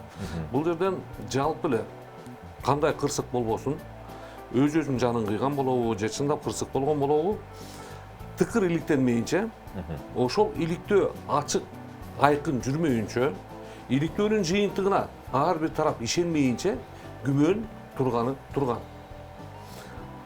Эми жоопкерчиликтен качуу болуп аткан аракет бул анык эле болуп турат. Көрүнүп турат, жоопкерчиликтен качуу аракеттер өтө чоң. Мен өзгөчө токтоло кетейин. Кайрылы эки нерсеге. Биринчиси бул ошол биздеги аскердеги мындайча айтканда командирлердин сапаты. Бүгүнкү күндө Кудайга шүгүр бир аз оңолуп түзөлүп калды. Илгерки бир 5-10 жыл мурдакыдай көчөдөгү форманы кийип алып мас жүргөн офицерлерди көрбөй калдык. Бирок канчалык деңгээлде ошол аскер бөлүктүн ичинде ошентип таза жүрүшөт. Канчалык деңгээлде алар жанагы эл менен иштешкенге мүмкүнчүлүктөрү, өзүнүн жөндөмдүүлүгү бар, ал өзүнчө бир маселе. Анан ошолордун жоопкерчилиги. Алардын жоопкерчилиги, алар мамлекеттин атынан кызматын өтөп атышат. Туурабы? Мамлекеттин жоопкерчилиги аларга жүктөлгөн. Ошол аскерлерге байланыштуу. Ошол жоопкерчилик канчалык деңгээлде алар сезет дагы ошону канчалык деңгээлде аткарышат. Экинчиси бул мамлекеттин жоопкерчилиги. Кайрылы мамлекет ошол эле аскерлер боюнча дагы, негизи эле адам укугу боюнча дагы эл аралык деңгээлде милдеттемелерди алган. Мына ошонун аркасынан ошол милдеттемелер алынгандан кийин бизге дүйнөнүн базарына чыкканга шарттар түзүлөт. Жана Европага эле ВСП+ деген. Ошол эле башка гранттар мамлекетке келет. Ошол эле Бириккен Улуттар уюму тарабынан, Евросоюз, ОБСЕ тарабынан канча деген акчалар келип атышат. Мына быйылкы эле пандемиянын, былтыркы мына 20-жылдагы пандемияны көтөрүп көргүлө, канча деген ошол жерден так белгилей кетчү Евросоюздан, ООНдон, ВОЗдон акчалар келип атат да. Ал акчанын баары тең жөн эле баягы Кыргызстан жакшы деп берип койгон жок. Ал Кыргыз мамлекети өзүнө милдеттеме алган. Ошол милдеттемени аткарганга аракет кылып атат деген негизде же болсо нагызда анан кийин бере баштайт. Мына бүгүнкү күндө айтып атабыз акыйкатчынын ишмердүүлүгү, улуттук борбордун ишмердүүлүгү деп. Акыйкатчы бүгүндө көз каранды. Акыйкатчынын мыйзамына өзгөртүү киргизиш керек. Аны акыйкатчыны кызматтан жогорку кеңеш сенин баяндамаң жакпай калды деп алып салбаш керек. Буяка бериш керек кепилдикти. Кандай ишти айтпаганын, канчалык президентти, жогорку кеңешти, өкмөттү сындабаганын сен кепилдүү түрдө иштейсиң. Адам укугун коргойсуң деп. Ошондой эле кепилдик улуттук борборго берилген. Бирок улуттук борборго бүгүнкү күндө кепилдик берилген менен каржы маселеси толук кандуу чечилбей келет. Жанагы эле айтылып аткан тиги киргенде тоскоолдуктар түзүлөт. Бүгүнкү күндө жазаларды аткаруу мамлекеттик кызматтын ичинде өзүнчө кызматтык тарихте буйругу бар. Ошол буйрукка жараша азыркы ПЦР тести менен болбосо киргизбейт. А эми ПЦР тести бизге мамлекет чечип бербей атат. Биз аны кайра эле ошол эл аралык уюмдардан, биздеги бейөкмөт уюмдардан, бир аз тыйыны барлардан ошолордон суранып, кайрчы болуп, мына мисалы мен директор кайрчы болуп, ПЦР тест өткөзүп койгулачы деп туруп, 2 кишини өткөзүп алсам сүйүнүп алып, мына көчө өтүп келишти. Анан ошол ПЦР тест менен анан кирип атабыз. Бул тоскоолдук. Эми ошол эле учурда саламаттык сактоо министрлиги айтып атат, ПЦР тести эгерде кандайдыр бир ковидке байланыштуу бир белгилер болсо гана өтүш керек, башка учурда өтүп кереги жок деп атат. Тияк болсо жолду тосуп атат. Эми аскер бөлүктөрүнө келгенде биз мисалы үчүн кандайдыр бир объектиге киргенде ошол эле ГКНБК болобу, МЧСтики кайсы болсун аскер бөлүккө кирген кезде сөзсүз түрдө тоскоолдуктар болот да. Киргизген учурда дагы эгер жеке маектешүү каралган болчу болсо мыйзамда, сөзсүз түрдө сөзүбүз угулган аралыкта мына алыс жакта турам деп туруп бир старшинский составтан же болбосо офицерский составтан бирөө турат да тыңшапчы. Эми аны менен урушуп талаша албайсың, нары кет деп. Шартты түзгөнгө аракет кыласың, сүйлөшүп маектешкенге. Мыйзамдын аткарылышы өтө начар. Мен эки нерсеге токтолдум. Бул ички биздин жоопкерчилик, кызматкерлердин, офицерлердин, жетекчилердин. Экинчиси бул мамлекеттин жоопкерчилиги. Мына ушул эки маселе жогорку деңгээлге чыкмайынча, бул көйгөйлөр кала берет дагы, жанагы сиз айтып аткан диагнозду коюп туруп, ошон менен анан кийин баягы кишинин тагдыры менен ойной берген оюн улана берет. Чечүү жолдорунун кандайдыр бир мүмкүнчүлүктөрүн да көрсөтүп атам. Бул биринчиси жанагы териштирүү, тергөө ачык айкын жүрүшү зарыл. Акыйкатчынын көз карандысыздыгы камсыздалышы зарыл. Улуттук борбордун кыйноолорго алдын алуу боюнча улуттук борбордун көз карандысыздыгы камсыздалды. Эми ошонун ишмердүүлүгүн өкмөт камсыздап берген. Мына ошондо биздин мамлекеттин аброю, жана айтып атпайм, биздин улуттук борбор дүйнө жүзү боюнча эң мыкты борборлордун ондугуна кирет. Эми ошондон кайра артка кетип калып, бул биздин дагы мындайча айтканда имидж, биздин кадыр баркыбыз сырткы чөйрөдө, мамлекеттин сыртында. Мына ошондон кийин бизге дагы сырткы мамлекеттердин мындай көз карашы да түзөлөт, бул мамлекет менен иштешсек болот. Бул мамлекетке акча берсек болот. Ишеним жаратат. Ушул сөздү угулап эле чындыгында эми жанагы акыйкатчынын ыйгарым каттарына келсек, бизде жогорку кеңеште былтыркы жылдын эсебинен 19-жылдан биздин Кыргыз Республикасынын акыйкат союму жөнүндөгү мыйзамдын жаңы долбоору берилген. Жана биринчи, экинчи окуудан өтүп, азыр токтоп калды. Ошол жаңы долбоордо ушул принциптер, Париж принциптери каралып, биз азыр убактыбызда айткан норма алып салынган. Бирок тилек ушул бүгүнкү күндө кабыл алынбайт. Эми жакынкы өтүп кеткен референдумдун негизинде жаңы конституция кабыл алса, анда Кыргыз Республикасынын бүт нормативдик укуктук ченемдер өзгөртүүгө учурайт. Анын ичинде биздин да закон мыйзамыбыз өзгөртүүгө учурайт. Бул эми алдында келе турган окуялар көрсөтөт болуш керек. Аскер кызматкерлеринин укуктары менен түздөн түз байланышкан бир маселе бар. Бул биздин куралдуу күчтөрдөгү аскерлерибиздин улуттук курамы. Улуттук курамы. Жалган айтпасам 97-98% биз кыргыз улутундагы. Биздин аскер кызматкерлери ошолор кызмат кылат. Бизде расмий түрдө мамлекетке үнүбүздү бийик чыгарып мактанганбыз, биз 80ден ашуун улут жашайт бизде. Кээ бир улуттар биздин жалпы улутубуздун санынын 20%-дан да көбүн түзгөн улуттар бар. Эмне үчүн ошолордун өкүлдөрү биздин куралдуу күчтөрдө кызмат өтөбөйт деген чоң маселе бар. Бул түздөн түз ошол жанагы куралдуу күчтөрдүн жетекчилерине бериле турган суроо. Алар жерлерде эмне иш кылып, жерлерде кандай иштерди аткарып атат? Аларды биздин куралдуу күчтөргө өздөрүнүн мындайча айтканда милдетин аткаруу үчүн аракеттер болуп атабы? Кандай иштерди аткарып атат? Ушул маселе болот. Ал боюнча АСЗ жогоруда айтып кетти, ал жакта өзүнчө бир чоң коррупциялык. Чоң айтып атпайм, бул албетте бул түздөн түз баягы аскер бөлүктөрүнө тиешеси жок болбосо дагы баягы даярдап атканбыз райондордогу аскер комиссариаттар бар. Балдар чакырып келген. Мына ушул жерде бул бир маселе. Экинчи маселе, азыркы эле суицид маселеси боюнча ар кандай ата-эне ушул коомдо болуп аткан тиги аскерде монун өмүрү кыйылып, тигинин өмүрү кыйылды деген ата-эне эч качан баласын ушул аскер куралдуу күчтөрүнө бербейт. Бар милдетиң атап кел дейт. Жок, балам дейт. Сен ал жакта коркунучта, алар тескерисинче биз баланын өзүн эмес, ата-энесинен кошо ушундай бир эмелерди пайда алып келип атпайбызбы. Ошон үчүн ушул коомчулукта ушундай пикирлер пайда болбош үчүн тиешелүү ар бир учурларда мына аскер кызматы каза болдубу, ошонун аягына чыгып ким жазаланды, кайсы себеп менен, ким эмне болгон дегендер бүт баарын айтып бериш керек. Ал эми өтө бизди таң калтырганы ошол бала алдын эле ушу психикалык ооруда бар экен. Мисалы үчүн эң жөнөкөй мына кечеки декабрь айында болгондо. Ишемби күнү үйүнө барып келгенден кийин астына алган деген мындайча айтканда божомолду негиз кылып чыгарып атат. Бул деген эмне деген сөз? Ошол бала үйүндөгү маселесинин айынан бул жака аскер бөлүмүнө келип астына ал деген божомолду берип атышпайбы? Бул деген эмне деген? Болбойт андай. Ушул нерсени аскер прокуратурасы неме кылыш керек. Анан дагы бир маселе бар. Аскер бөлүктөрүндө биздин балдар кызмат өтөп атат. 2018-жылы биз атайын монитор жүргүзгөнбүз аскер бөлүктөрүндө бир нечелерине барып. Бүгүнкү күндө аскер кызматкерлер үйүнө кат жазбайт. мен жекеме-жеке чыгып ар бир балдар менен бөлүктөрүндө сурадым да, кана кийин акыркы жолу ата энесинен, бир туугандарынан кат алдың, же болбосо сен кат жаздың десем, алар мени байыркы адамды көргөндө таң калышты да. Сиз эмнени айтып атасыз дегенде, көрсө ар бир ротада дейли взводдо атайын уюлдук телефон бар экен.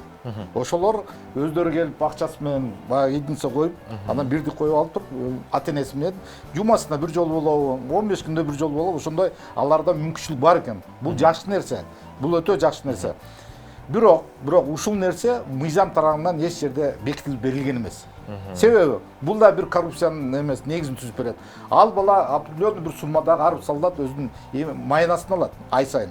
Ошол сумманын эч качан аскердин чөнтөгүнө түшпөгөндүгүнүн бир белгиси ушул болуп эсептелет. Алар аскерлер алып туруп телефонго бирди жүктөйсүң, каалаганча бир тууганың менен ата энең менен сүйлөшүп ал дейт. Мына ушул жерде бир жерде. Бирок биз ушуну атайын ГКДга коргоо иштери боюнча комитетке бердик. Ушуну мыйзамдаштырып бергиле. Жумасына бир жолу болобу, же расмий түрдө бир ротада, бир взводдо бир уюлдук телефон болсун десек, азыр бүгүнкү чейин ушул маселе чечилбей келет. Бирок бир да солдат үйүнө мунункудай кагаз менен ручканы алып туруп кат жазбайт. Кат жазбайт. Бул уюлдук телефон менен. Мына ушул нерселерди чыгарып жатабыз. Андан сырткары мына акыркы эле болгон 19-20 жылдын башында биз аракет кылып баягы айтып атпаймынбы, институттун алдында түзүлгөн кеңеш менен Коюш таштагы госпиталды улуттук госпиталга айландыруу боюнча аракет кылдык. Ошол боюнча атайын межведомственный комиссия түзүп, тиешелүү өкмөткө бергенбиз корутундарды. Тиешелүү корутунду берсек, өкмөттөн расмий түрдө кат келди. Ошол иш-чараны аткаруу үчүн 265 миллион бюджеттен кошумча каражат керек экен. Буну биз аткара албайбыз деген. Мына келип каражатка келип такалган дагы бир маселе болду. Сиз айтып аткан нерселерди абдан жакшы түшүндүрө аласыз. Эмне дегенде, мына сиз бир эле азыр мисалы бир бытовой деңгээлде бир эле маселени айттыңыз да, телефон деп. Эми ал керзи өтүгүнөн баштап, тряпкесинен баштап баш кийимине чейин эгер мат части карай турган болсок, ал жакта өзүнчө бир чоң эле сазга айланганда. Эми акыйкаты үчүн айтып коюш керек. Акыйкаты үчүн мындай 5 жыл 10 жыл мурдагы аскер бөлүктөрүнүн ичине кирсек, балдарда жанагы банясында тияк өзгөчөлүктөр бар. Евро болуп кетпесе дагычы, атайын аристондор ысык суу менен. Эми биздин аскер бөлүктөрүндө акыркы бир 10 жыл аралыгында аскер бөлүгүнүн ичинде ысык суу болду деген сөз нонсенс. Бир байнанын ичинде эле болбосо, ал эми түздөн түз күндө эртең менен туруп жуунган жерлерде ысык сууларды коюлушу, атайын мындай шарттар түзүлүп берилген да балдаргачы. Буну моюнга алыш керек. Бирок жылыш бар, бирок өтө мындай акырындык менен жүрүш болду. Акырындык менен бизде бардык тармактар ушундай, акырындык менен биз каалаганчалык да. Анан мына агай, мына азыр эле статистиканы 18-13, 19-жылы мен калып айтпасам, эгер жаңылышсам оңдоп койсо 17 өлүм учуру катталыптыр эле. Анан мындай динамика жакшы эмес. Тилекке каршы. Анан омбудсмен институту жана ошондой эле сиздердин мекемеңиздерге мындай толуктоочу жана жыйынтыктоочу суроолордун бири ошол жана превентивдик деп атпайбы, бизде баарыбыз түшүндүрөбүз да, бир маселенин пожарды ошол ордунан өчүрбөй, сиздер ошо көбүн эсе ушундай иштер менен алексиздер, мен түшүнгөн боюнча. Ошол боюнча дагы оюңузду жыйынтыктап койсоңуз кандай болот эле, канткенде алдын алат элек. Бизде мен айткандай эң биринчи улуттук борбордун ишмердүүлүгүн толугу менен камсыз кылыш керек. Бизде иштеп аткан кызматкерлер биз азыр күнү түнү менен өзүнүн мыйзамда коюлган ишти аткарууга толук даярбыз. Тактоо иретинде сиздер бюджетти камсыздоо кайдан келет сизге? Бизде мындай да, бюджет жыл сайын берилет дагы, бирок түзүлгөндөн баштап улуттук борбор бир да жолу бюджет көбөйгөн эмес. Инфляция жүрүп атат. Сиздер кайсы ведомствонун алдында? Биз ведомствого карабайбыз, өзүнчө уникалдуу орган, кыйноолорду алдын алуу боюнча Кыргыз Республикасынын улуттук борбору. Жыл сайын жогорку кеңешке баяндама берилет.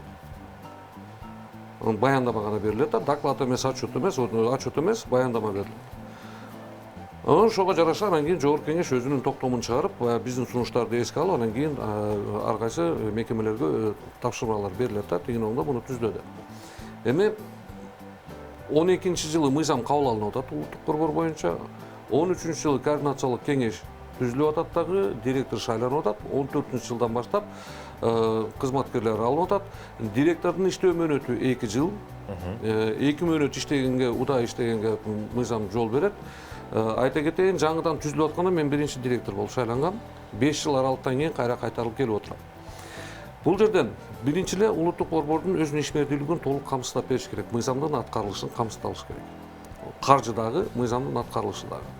Жанагы айтылгандай жоопкерчилик, иликтөө, ар бир учур тыкыр иликтениш керек. Ошол иликтенип аткан кезде ошонун жыйынтыгына ар бир тарап ынаныш керек.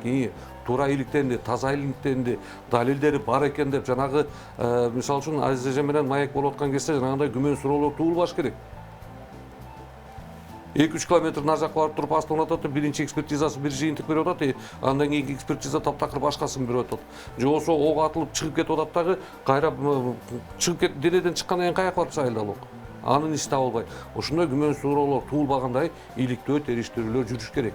Ошонун жыйынтыгы ачык жарыяланыш керек. Күнөөлүү тараптар жоопкерчиликти тартыш керек да. Мамлекеттин жоопкерчилигин дагы өзүнчө бир ойлонуп караш керек.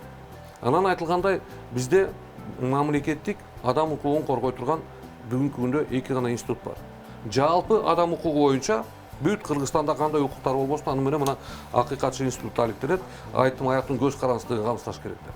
Улуттук борбор кичинекей гана бир тапшырма коюлган. Эскертүүсүз алдын алуу барыларды уюштуруу.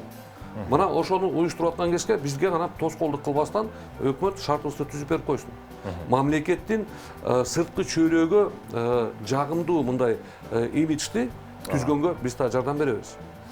Андан эми тилекке каршы жанагындай окуялар болуп кетип атат, алардын аркасынан бизге дагы мамлекетке терс баа берилет, терс өңөт коюлат. Убагында билсеңиздер, ким эле Шишовду, кимди бизге Кыргызстанга өткөзүп бербей койбодубу? Кыргызстанда кыйноолор, эл аралык издөөдө болгон адамды айтып да, атасызбы? эл аралык фамилиясын Максимдин жанындагы, Максим Бакиевдин жанындагы Кыргызстанга бербей койгон шылтоосу, ал Кыргыз Республикасында кыйноолор бар, колдонулат деген шылтоо менен бербей атышат бизге. То есть биз ошондон арылсак, бул кайра эле мамлекеттин ичинде ошол качып аткан коррупционерлер менен күрөшүүгө дагы, аларды жоопко тартууга да чоң шарт түзүлөт. А эми ошол шартты түзүп берүү, түздөн түз органдардын бири катары биз болуп саналып атабыз да. Эми жыйынтыктоо бул аскер бөлүгүндөгү аскер балдар менен кызмат алып барып аткан офицерлер, жетекчилери негизи эле. Алар биринчиден өздөрүнүн жоопкерчилигин сезиш керек.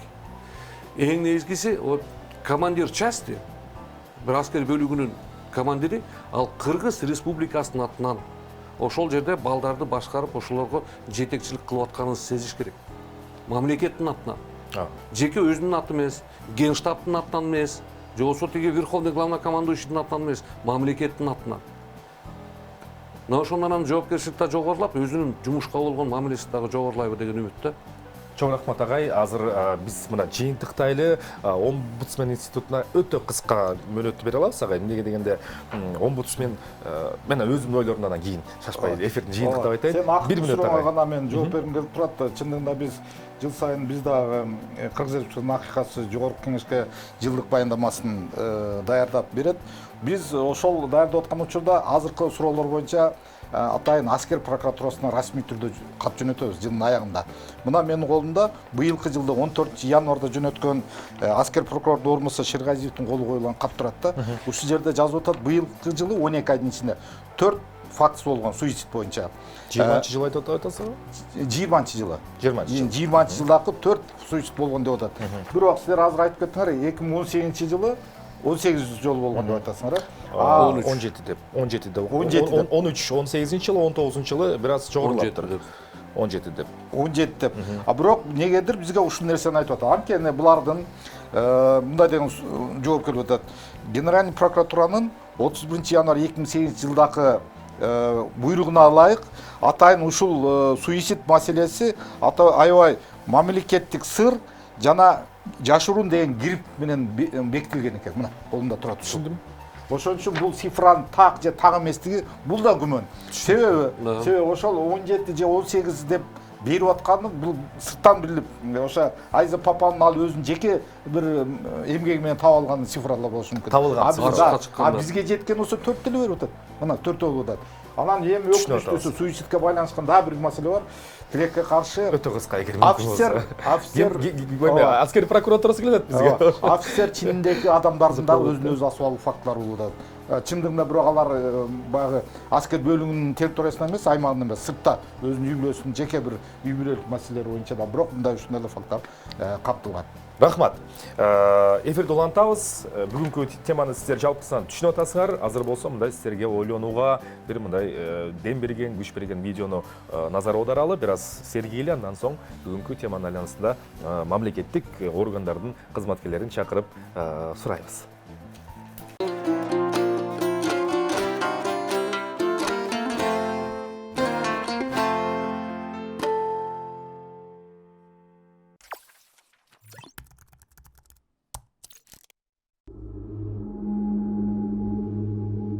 Бүгүнкү күндө адамдар кээде кайгыруу менен, кээде жингелип же какшыктап менен жашоомдун мааниси жок деп айтышат. Мунун эки себеби бар. Биринчиси динге байланыштуу. Илгери жашоо жөнөкөй болгон, Кудайга сыйын, маңыздын баары ушунда. Бирок бара-бара ишеним азайып кетти. Кудайды жоготуу менен бирге жашоонун мааниси да жок болуп калды.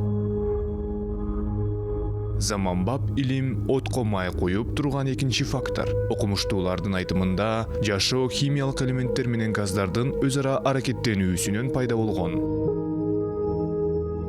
Адам үчүн да, кээ бир амеба үчүн да жашоонун маңызы жөн гана аман калууда жана алардын гендеринин өтүшүндө. Албетте, ишеничтүү далил. Бирок баары бир капалуу угулат. Жашоонун мааниси жөнүндө ой жүгүртүү өтө маанилүү иш экендигин белгилейбиз. Анткени жашоонун мааниси чындап эле чоң. Келечектеги жашообузду максималдуу мааниге ээ кылуу үчүн биз жасай турган өзгөчө кадамдар бар. Асмандагы жылдыздарда же кандайдыр бир ыйык китепте же ДНК чынжырда өзүндө жазылган эч кандай объективдүү маани жок. Адамды жашоонун мааниси жок деген ойго эмне алып барат? Бул ар кандай бактысыздыктын түрлөрү.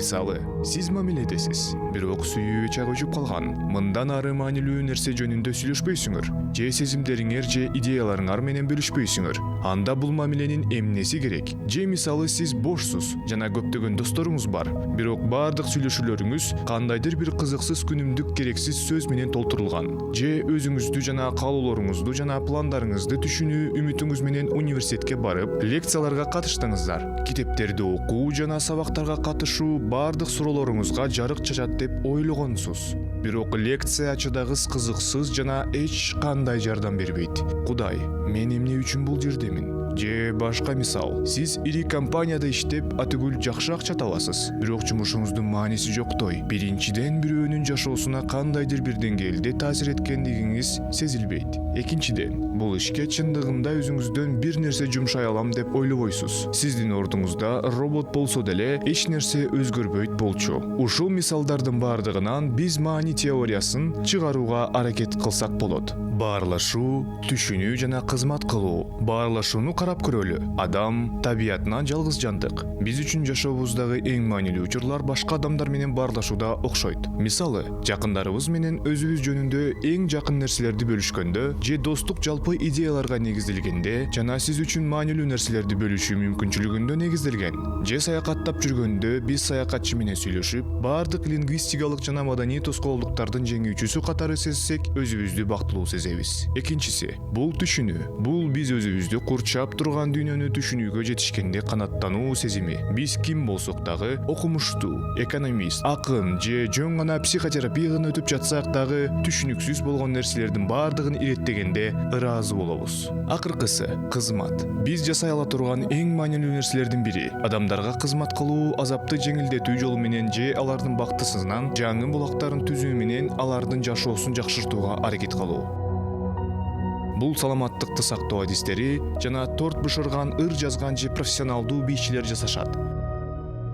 Өзүмчүлдүк инсандын ажырагыс бөлүгү деп ойлоп көнүп калганбыз. Бирок биздин жашообуздагы эң укмуштуу окуялар эгоизмди жеңип, өзүбүздү башка адамдарга, планетага кызмат кылганда башталат. Андан тышкары кызмат андан да маанилүүрөөк болушу үчүн ал биздин жеке ниетибиз менен дал келиши керек. Ошондуктан жеке өзүңүзгө кызмат кылууга ылайыктуу жолду табуу үчүн өзүңүздү билүү абдан маанилүү. Ушундай идеялар менен куралданып, акыры жашоонун маңызын аныктай алабыз. Жашоонун мааниси баарлашуу, түшүнүү жана кызмат кылуу аркылуу адамдын гүлдөп өсүшүнө умтулуу.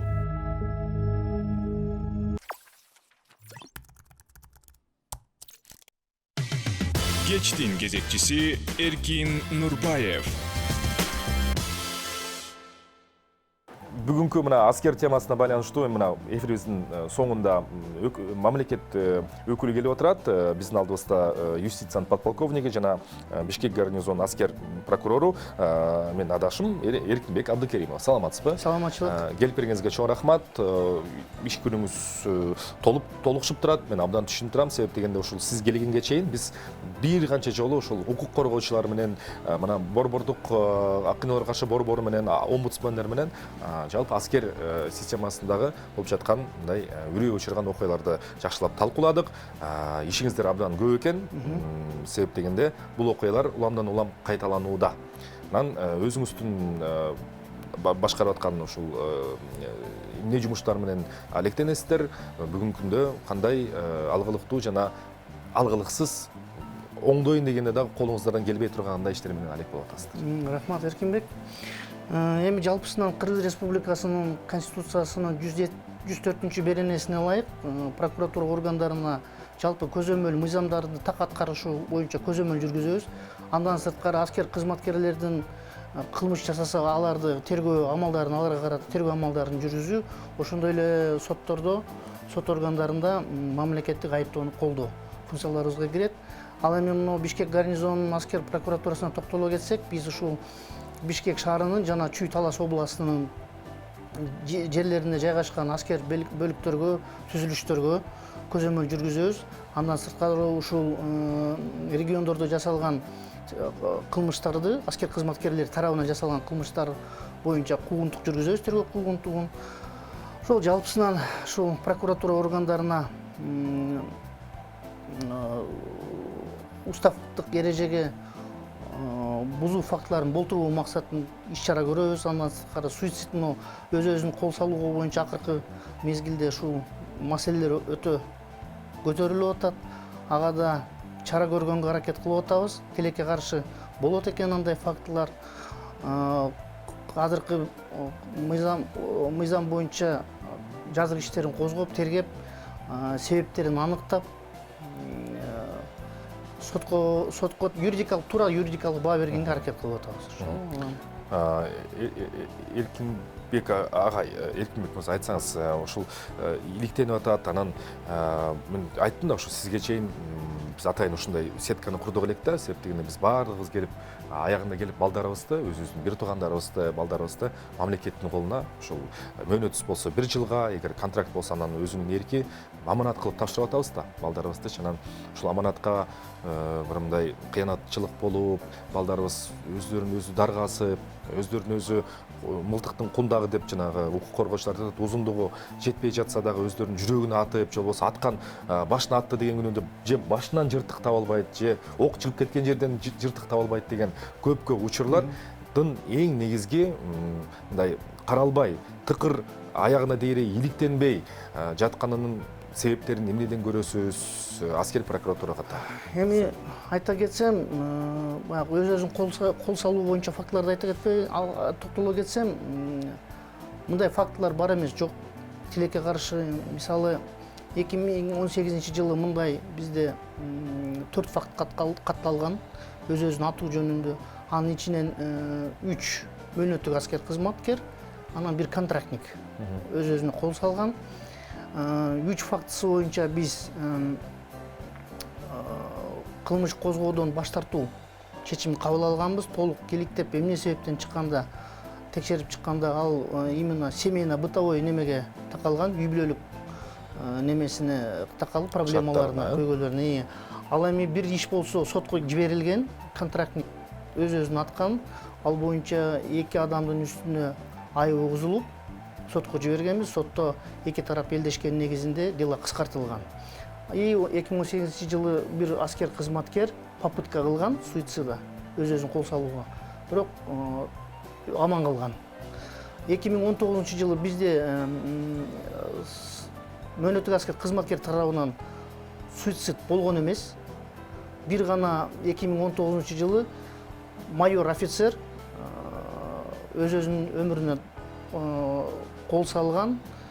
Бирок анын баягы үй бүлөлүк абалы начар болгондуктан майор, целый майор өз-өзүнө солдаттар тарабынан кол салуу болгон эмес.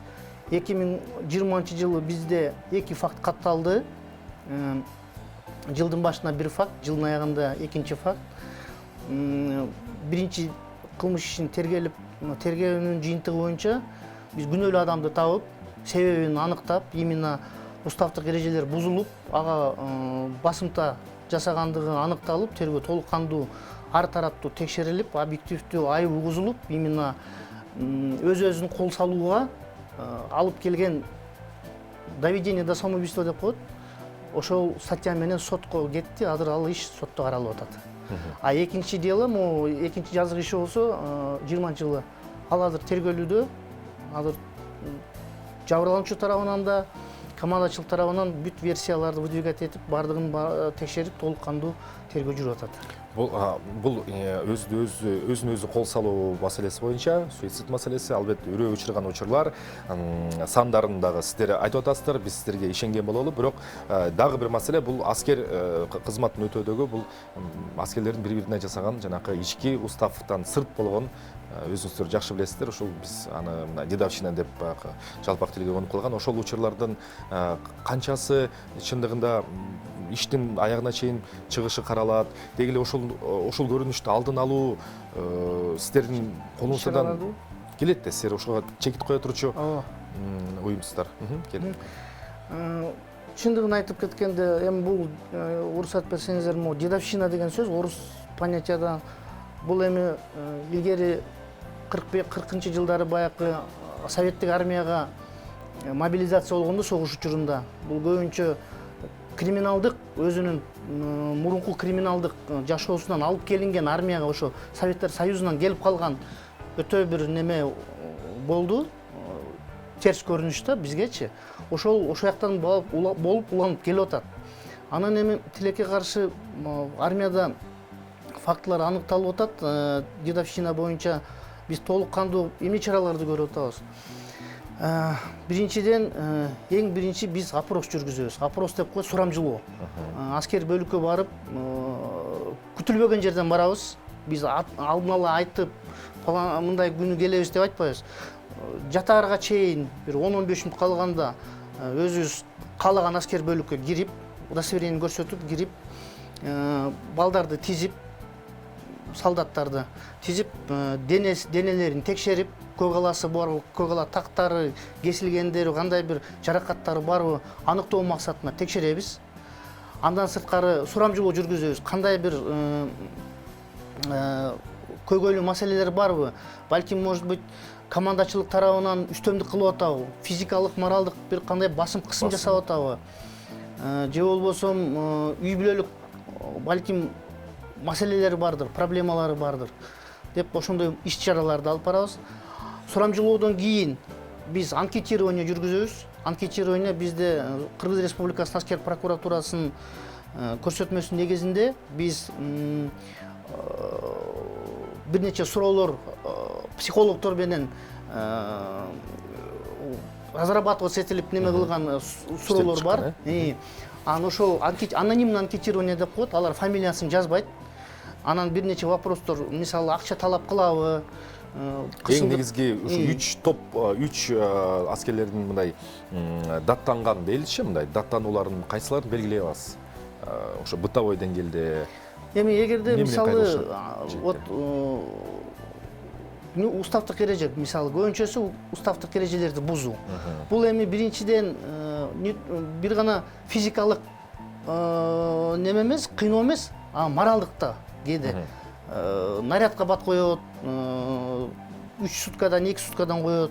же мисалы көп талап кылат, мисалы строевой саптык иш чаралар көп кылат деп. Анан ошондой эле тилекке каршы урду сокту деген фактыларды көрсөтөт. Именно баягы өзүнүн баягы уставта жазылган талаптарын одоно түрдө аткарбастан, одоно түрдө бузуп аткарбастан ошо немелерге барып атат да. Ошол.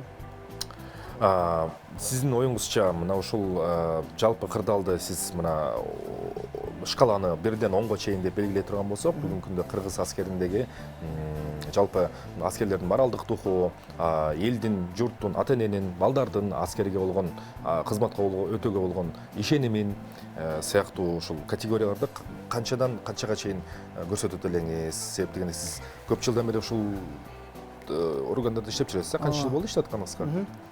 Сиз канча жыл аскер? Системада 18 жыл болду. 18 жыл. Ошол 18 жыл ичинде сиз бир топ тарыхты көрдүңүз.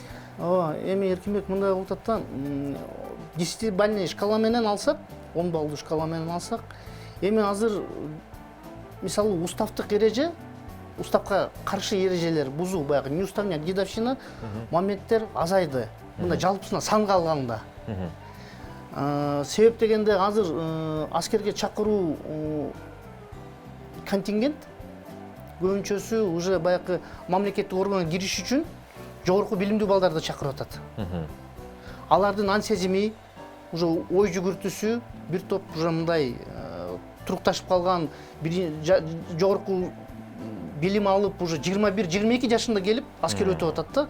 Ошол себептен ал да өзүнүн жакшы таасирин тийгизди мисалы практикадачы бизде. Потому что действительно 18 жашар бала менен 22 жашар бала асман менен жерде айырмасы аябай чоң.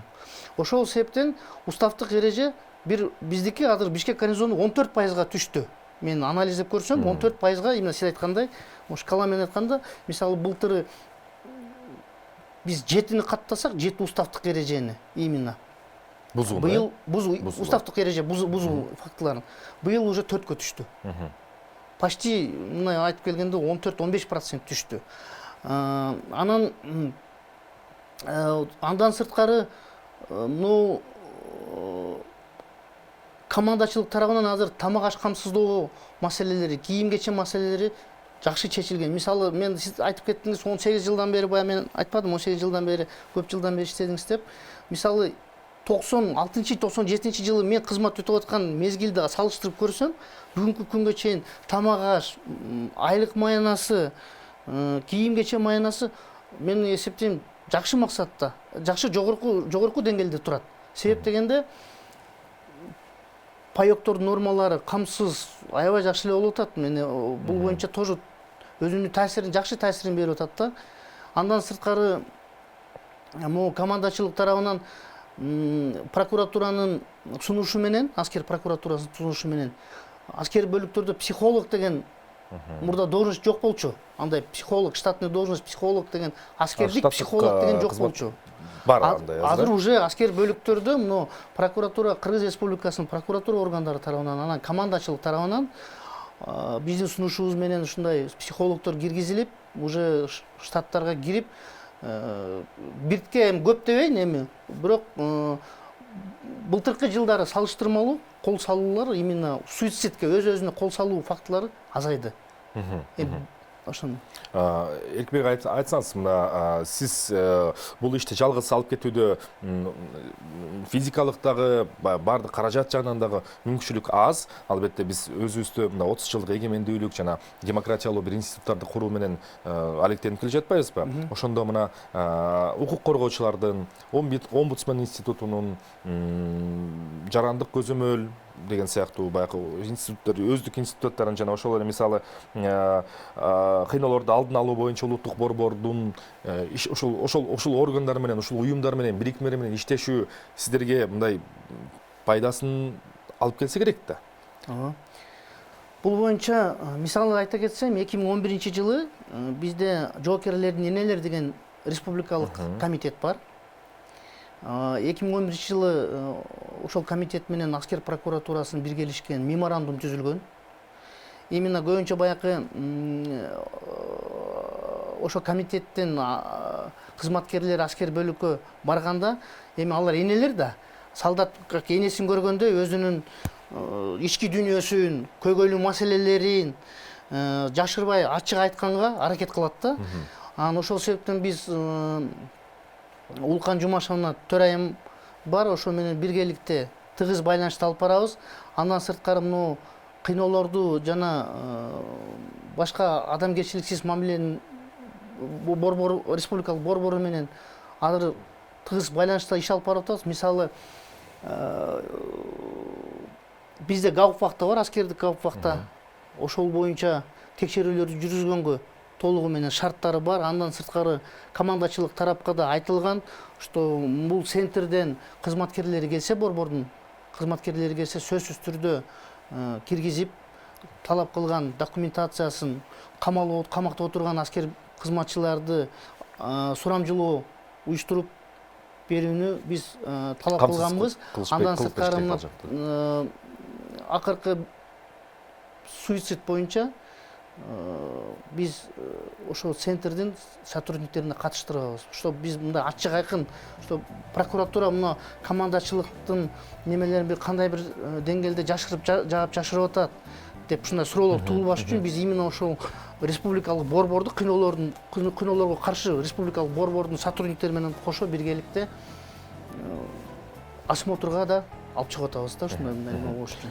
Эми мына жыйынтыктоочу суроолордун бирин берейин. Мына бийлик алмашты, саясий режим тандоо болду, шайлоо болду, алмашууда. Анан кечээ сиздердин жалпы генералдык прокуратурага жаңа генералдык прокурор келди, Сулушев мырза. Анан сиздер менен жолугушуулар өткөрүлдүбү, өткөрүлгөндө дагы кандай ошо аскер прокуратурасынын ишмердүүлүгүндө кандай реформаларды, кандай жаңыланууларды сиздерден талап кылып атат, кандай сүйлөшүүлөрдүн негизинде мындай ишиңиздерди алып кетейин деп атасыздар. Себеп дегенде аскер прокуратурасына мындай жалпы коомчулуктун назары аябагандай мындай баарын көрүп байкап турабыз да. Ооба, эми башкы прокурор тарабынан